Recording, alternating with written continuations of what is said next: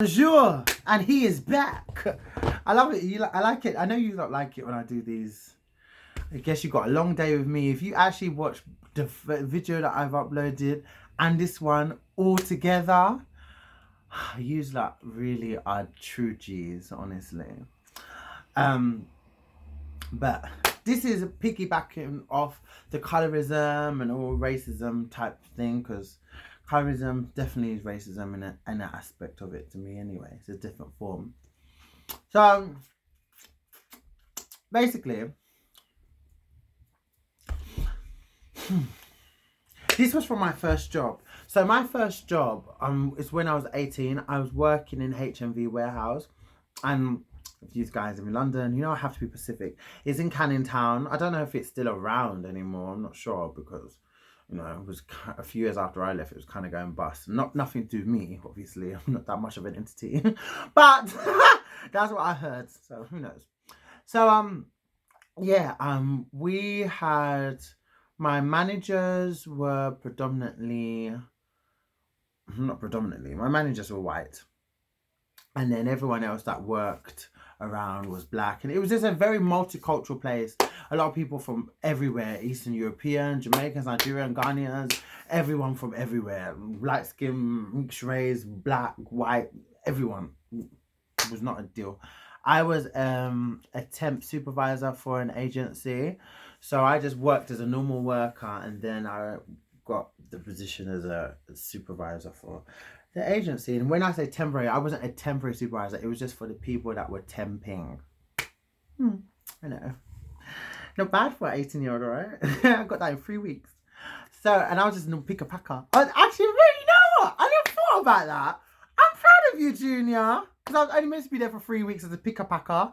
And then they kept me on, and they told me they're going to keep me on as a temp supervisor for the agency. I was like, oh.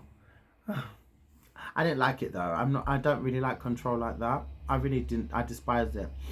But me and this manager, we didn't have a really nice relationship. I just thought that he was very arrogant. I did not like how he was.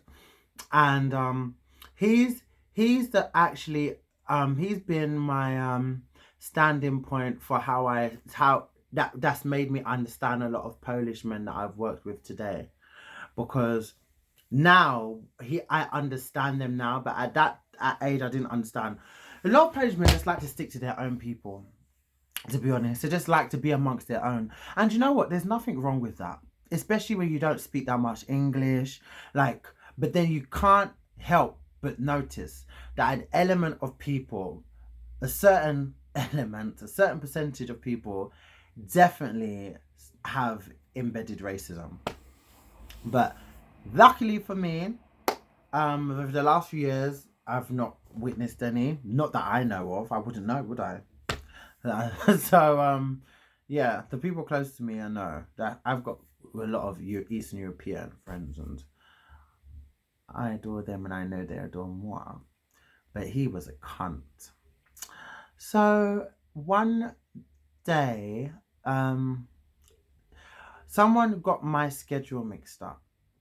So I was doing 12-hour days, and I would start at 7, but I would be there for 6, and I would leave at 7, and it would be further on. If it was 8, it would be 8 to 8. If it was 11, it would be 11 to 11 or 11 to 8. I never did nothing less than 12 hours in that place. I worked 12 hours for 6 days, and I would do 9 hours on a Sunday. So yeah, someone mixed up my schedules, and then I went really early in the morning. So I left my house. I thought I had to be there for 6. So I literally got there for 6. I left my house so early, I'll never forget it. And I was like, oof, I felt really good. I got to work. I was waiting downstairs. He walked in, and he was like, you're here early. And I said, yeah. And I thought, you know what, let me just get to work. So what we did upstairs is, if you've ever worked in a warehouse where you're picking and packing, obviously this was a CG warehouse for HMV, so it was all the stock that was going in the shops. And so we would have pallets, and then you'd have boxes on top of the pallets, and then you'd have, each box would have a store all around England. So it would be like Basingstoke, Birmingham, dun, dun, dun, dun, dun, and it'd be like dun dun dun, yeah. And then you'd walk around with a trolley, and you'd go, and you'd have a pick list, and then whatever product you have to put the quantity in the box. Yes. So for me, I was setting up for the workers to come, and I was just setting up the whole floor. No one told me to do it. I just thought, let me just do it because I'm there.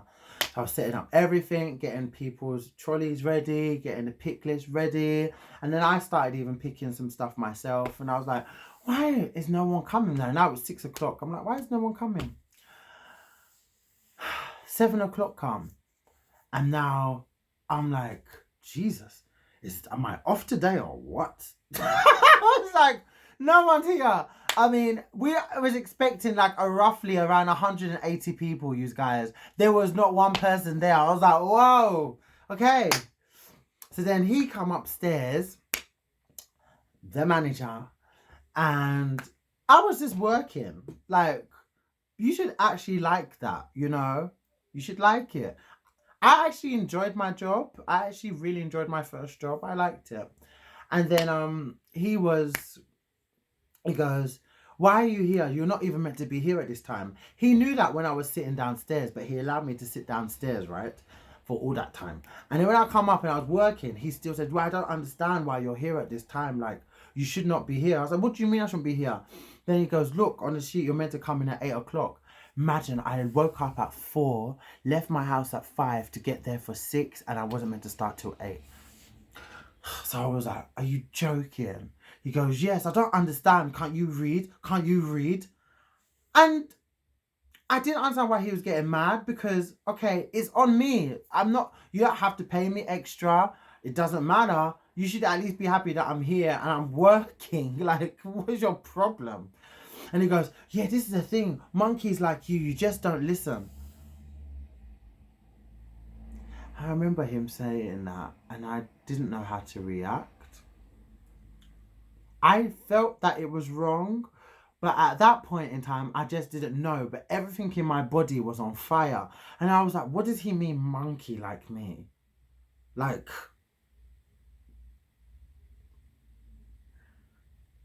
and then I looked at him and I said, what? And then he goes, yes, like you guys come here and look. Like, I didn't understand what he was saying, because nothing he said could justify the situation, because it was actually a positive situation. I'm there working, regardless if it's 2 hours earlier. You should be happy that I'm there working. I'm not there faffing around. I'm doing things that you guys will be paying people to do here right now, but I'm doing it off the back of my own, because I am. So I don't understand what you're talking about.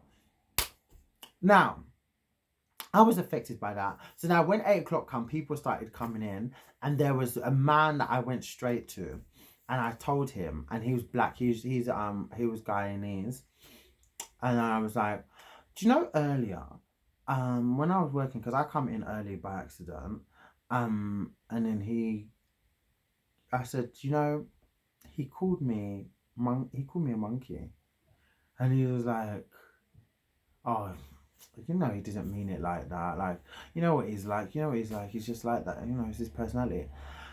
When he shoved it off like that, it actually made me so much more annoyed, because by this point, I knew that it was wrong. I just couldn't express it, because it was like, I didn't know. I was so confused. I've never been in that situation before. I never faced racism openly like that at that point. I actually forgot to say that, because that's open racism as well. I didn't put that in my examples when I was doing the last video. But yeah, so at that point, I never faced it. So I didn't understand, like, that was being called monkey so freely, openly as well. So then I told someone else, and he goes, oh, you didn't say that? And I was like, yeah. He goes, you should fucking report him. Like, how the fuck can someone say that? And I was like, I knew it was wrong. And they said, of course it's wrong. And that was who? A white woman. So I was like, I knew it. So then the black man, that man, I wanted to mention his name, but I can't. The one that I originally told, the Guyanese man, told the St. Martin's man, and he was like a playboy. He was really big. He was very handsome with his bigness. He was thick. He wasn't big. Very handsome, but very much a playboy, you know. And he was like, what? That's wrong now, man. And blah, blah. He started going on, that's wrong. How the fuck can he get away with saying stuff like that? That's the thing about him. Like, he knew that he had a problem, that he was racist from day. Like, what am I going to do about it? And then the other man I told, like, no, just forget about it. I feel like you lot are just going over the top. I could not believe it. Me? I wonder if he would have had the same reaction if he said that to him as well. Or if someone else of his colour or complexion would have said it to him. And this is what I'm trying to say. A lot of people don't find racism a thing when their partners are white. Because that person's partner was a white woman. So he didn't particularly find what he said to me that bad. Which is so peculiar to me. Because everyone knows that you never refer to another black person as a monkey, gorilla or ape. Or anything like that. So, like, I don't understand. It's rude. It's racist. It's racist. It's racist. Oh, my God. I wonder if someone said that to his kids, if you have the same, I would have the, oh, it's all right. You don't mean anything like that. What? You know what I mean? Like, you're just going too far. He was proper downplaying it, saying I was going too far. I was doing this. Shortly after that, I walked out and I left. That was it for me, boy, that place. I remember when I left, bro. It was so funny. I told my mum. She was like, what are you going to do now? I got a job the next day. But, like, you just don't tolerate stuff like that. And it's just so crazy how people excuse it. I don't know how you can excuse something like that. I was so baffled. And actually, here, at 30 years old, I'm still baffled to how he found it so normal. And he was so much... He was already definitely in his 30s, mid to late 30s, possibly could be in his 40s at that time. So he's already way older now. So I just find it crazy. I mean, there's being lenient and there's being somehow, but especially when you know someone so much younger. And I really looked up to those people. I didn't look up to them like as inspiration, but they treated me like a younger brother. Like, they always make sure if I'm okay, if I've eaten. We'd always have laughs and deep talks. So for when that happened and to know I was affected, I just wanted to know that what I was feeling was valid. And he invalidated it and told me that it was, and I know how he is, it's okay. I should get over it. I should get over it. Are you crazy or something? And that man was so rude. That wasn't the only racist remark he said, you know. He would do the most stupidest things. I feel like he just had a problem with me in general. I just think it was me in general because he would always put me on the most silly shifts. Even though I would be working my ass off, he just would never acknowledge it. He was just so rude all the time. Like, oh, so rude. That man was a wicked man. So wicked. So fucking wicked. Can you imagine why people get away with blue murder when you have our own people defending them like that? My God, I could never even imagine. Never. I would still not imagine it right now. Crazy. But yeah, that's a story time where my manager called me a monkey, mate. Oh God, I've had it in a workplace, you know. It's only when I saw those tweets. No, it's when I saw the Renee going back with Zizi about ape. That I was like, have I ever been called? I was like, oh my God, I need to do a story time on that. How can I never said that? Here we go. Here we go.